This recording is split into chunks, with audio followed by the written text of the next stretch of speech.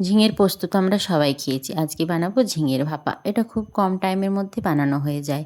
তাই জন্য নিয়েছি প্রথমে ২ টো ঝিঙে, তারপর এরকম লম্বা, লম্বা একটু মোটা করে কেটে নিতে হবে। তারপর একটা মিক্সির বোলে নিয়েছি পোস্ত, নিয়েছি সরষে আর অল্প লবণ আর একটা কাঁচা লঙ্কা। এটার একটা পেস্ট বানিয়ে নিয়েছি। তারপর ওই ঝিঙেগুলোর মধ্যে ১ চামচ হলুদ গুঁড়ো, ১ চামচ লবণ আর স্বাদ মতো চিনি দিয়েছি। দিয়ে তারপর ওই মশলার বাটাটা দিয়ে দিয়েছি। তারপর একটু কাঁচা সরষের তেল দিয়েছি। ভালো করে মেখে নিয়েছি। মাখার পর চেরা কাঁচা লঙ্কা দিয়ে দিলাম ৩ টে।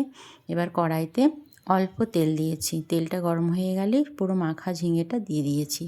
অল্প জল দিয়েছি। জল দিয়ে একদম ঢেকে দেব ১০ মিনিটের জন্য। ১০ মিনিট পর ঢাকা খুলে দেখব ঝিঙেগুলো খুব সুন্দর সেদ্ধ হয়ে গেছে। আমার রান্নাটাও কমপ্লিট হয়ে গেছে। এইভাবে বানিয়ে নিলে খুব কম টাইমে হয়ে যায়। আর নিরামিষের দিনে একবার বানিয়ে দেখতে পারো। গরম ভাত বা রুটির সাথে খুব সুন্দর খেতে লাগে। ভালো লাগলে একটা লাইক করে দিও।